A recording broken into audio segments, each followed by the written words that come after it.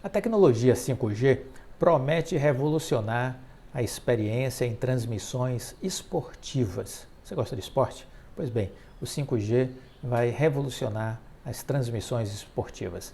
Ainda em fase de testes no mundo, a inovação já causa uma expectativa enorme de mudança na maneira de consumir, por exemplo, o futebol. Não há torcedor que não tenha se sentido frustrado por não conseguir comprar ingressos para aquela decisão tão esperada, seja ela qual for. Ou então aquela pessoa que está no estádio de futebol, mas não sabe dizer se o pênalti dado é validado pelo VAR foi de fato bem marcado. Esses são sentimentos que fazem parte da rotina de quem consome esporte hoje. As tecnologias que vêm por aí, contudo, apontam para um futuro que essas frustrações ficarão no passado.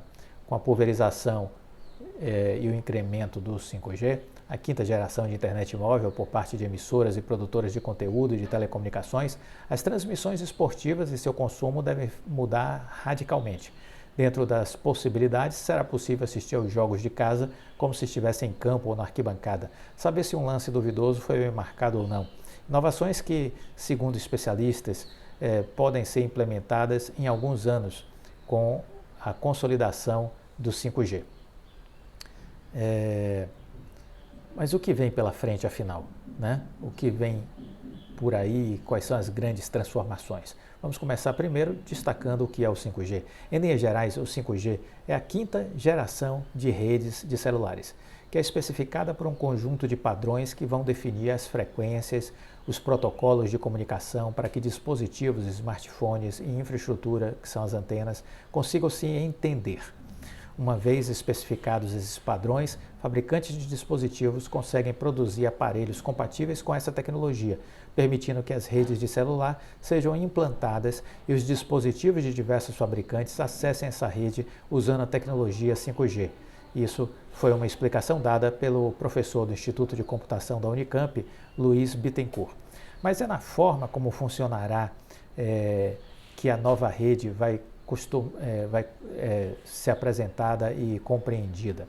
O 5G é reconhecido por três principais características. A ultravelocidade pode ser de 10 a 30 vezes mais rápida do que a rede de 4G.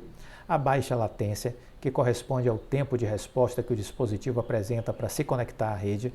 E a alta capacidade de processamento e de transmissão de dados, que metaforicamente pode ser associado ao aumento de largura de uma estrada que permite maior quantidade de tráfego. A partir desses três pilares, as transmissões esportivas e, por consequência, a forma como os espectadores consomem o esporte tendem a mudar drasticamente, comparado ao que é hoje. Segundo especialistas, o 5G terá a capacidade de proporcionar muito mais do que uma transmissão estável ou sem delays, que são os atrasos. O tempo de tudo será real. Em geral, experiências imersivas geradas pela tecnologia da realidade virtual e realidade aumentada. Além do aumento da customização do próprio consumo, estarão no cardápio de degustação que vão ser oferecidos pela rede do 5G.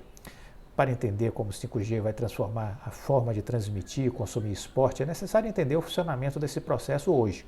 Utilizando o esporte mais popular do mundo como exemplo, Ricardo Souto, que é rede de transmissão da Live Mood, startup responsável que realiza a transmissão e comercialização de direito de jogos do Campeonato Paulista e da Copa do Nordeste, afirma que o processo de produção de partidas de futebol no Brasil ainda é dependente de uma tecnologia que não está veiculada à internet. Ela se vale de satélites.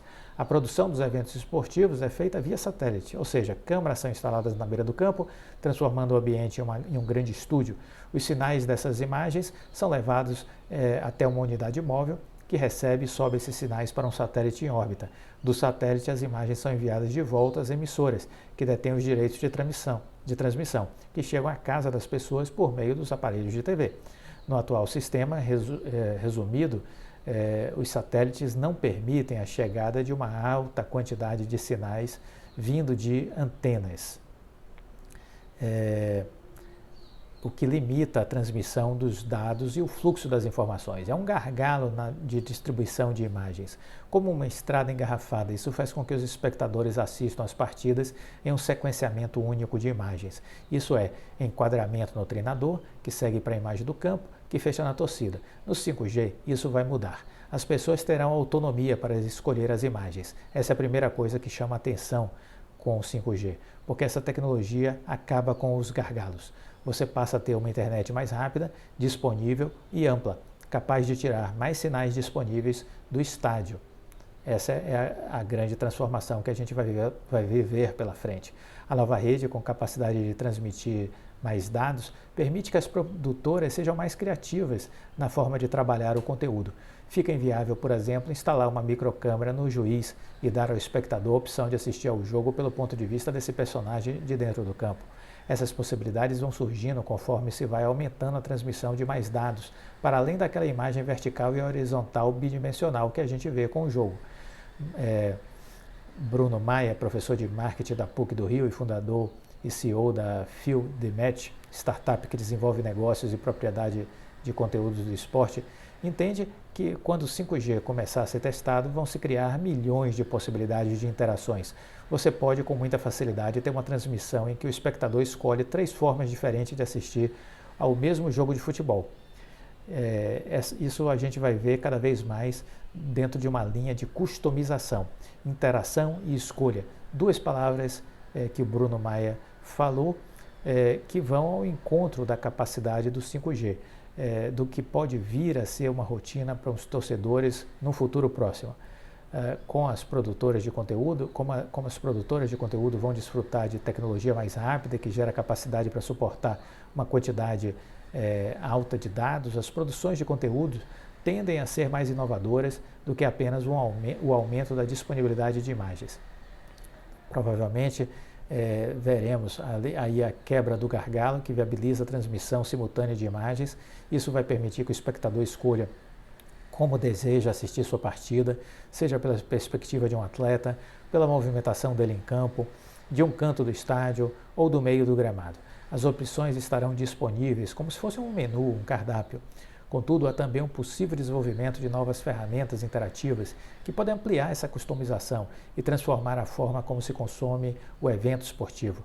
O 5G vai permitir que as pessoas consigam, por meio do uso de um óculos de realidade virtual, assistir o jogo de casa e se sentam como se estivessem dentro do estádio ou até mesmo do gramado. Isso já é adotado, por exemplo, na NBA, a Liga de Basquete Americana. É possível posicionar uma câmera perto do banco de reservas e fazer o torcedor assistir a uma partida deste ângulo. Então o 5G tem um potencial de promover experiências de elevada qualidade para os consumidores. Bruno Maia pensa em outras inovações. Ele diz: hoje a gente já consegue reproduzir a imagem e o som por meio da realidade virtual. Eu não sei se daqui a alguns anos vamos conseguir reproduzir o cheiro também das coisas. Será?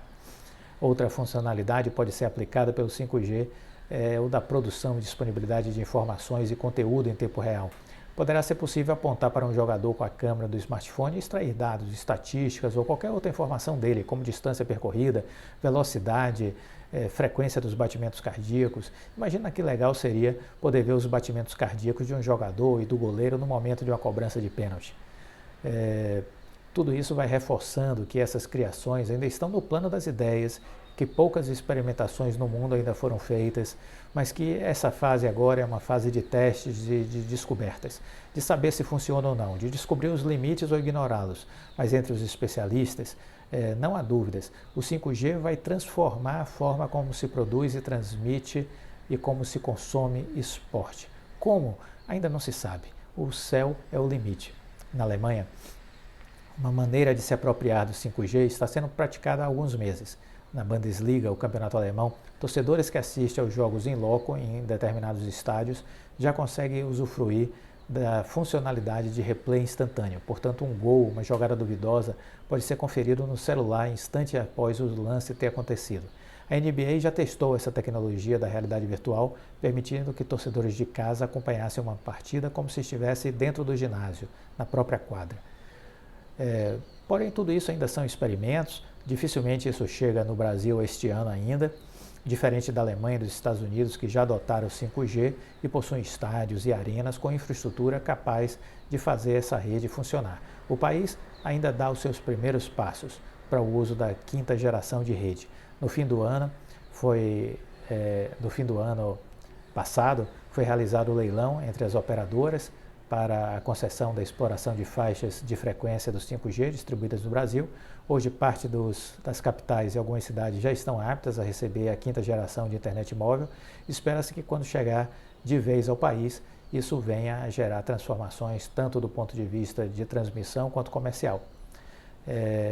De acordo com Jane Kismus, analista de investimento e mestre em gestão esportiva internacional, o 5G vai ajudar a tornar as transmissões mais flexíveis e baratas para a empresa. Como a infraestrutura será mais flexível, mais conteúdo poderá ser produzido, sendo positivo para as receitas. Do lado do custo também há benefícios, pois as câmeras de 5G não exigem cabos, enquanto as produções podem ser enviadas às câmeras 5G diretamente para enquanto as produções podem ser enviadas diretamente para um hub central. Satélites e caminhões não serão mais necessários, e tudo isso vai mexer na dinâmica de custo dos eventos. Ele afirma ainda que essas melhorias podem aumentar a quantidade de concorrentes nas transmissões das partidas. Ricardo Souto entende que a possibilidade de maior geração de imagens e conteúdos pode ser melhor aproveitada comercialmente. As marcas vão poder oferecer câmeras exclusivas e comercializar essas imagens com os consumidores. Então o 5G vai trazer também um significativo impacto comercial no esporte. Não há a menor dúvida quanto a isso. Então veja a quantidade de inovações e de possibilidades que vem aí com 5G. 5G que não existirá no Brasil sem a Oi. A Oi se posicionou de forma inteligente. A Oi está no lugar certo, na hora certa. Ela lidera em extensão a infraestrutura de fibra no Brasil. Sua fibra ótica está permeando quase todo o país e isso faz com que ela tenha uma vantagem competitiva extraordinária, né? Então a Oi está posicionada e o 5G não acontece sem a Oi. Isso que a gente precisa entender de uma vez por todas. Falamos no vídeo anterior sobre o Vitor Adler, né? E vamos continuar falando um pouco mais sobre ele. Ele nasceu no Rio de Janeiro, em 1946, formado em Direito, pelo que se sabe, é um dos maiores investidores do Brasil, construiu e multiplicou a sua fortuna investindo em ações. Discreto, ele possui na sua carteira ações como a Eternit e já também tem dono aí de mais de 5% das ações de telefonia da Oi. Ele tem uma forte posição em Oi BR4. Devido à sua discrição, pouco se sabe sobre a história de vida e a trajetória de Vitor Adler como investidor. No entanto, podemos afirmar que sua preferência reside em investir em ações consideradas boas pagadoras de dividendos. Assim como outros investidores que fizeram sucesso aqui no Brasil, Vitor Adler não gosta de investir na renda fixa e nem mesmo em imóveis. Ele já, numa outra entrevista que a gente comentou, ele questiona a questão da liquidez, que o mercado imobiliário não tem liquidez e que isso acaba comprometendo qualquer estratégia de investimento. Segundo o mega investidor, quem investe em imóveis precisa pagar advogado, corretor e ainda é obrigado a comprar e vender tudo de uma vez. Vitor Adler é empresário e diretor-presidente da corretora de valores VIC DTVM SA. E ele é um bilionário que, além de ter ações aí da Eternit, que ele começou a fazer posições conjuntamente com Lírio Parisotto e Luiz Barsi, ele também acabou enveredando por essa estratégia de ter também as ações da Oi, né? Onde ele investe, né? Uma das empresas é a Eternit.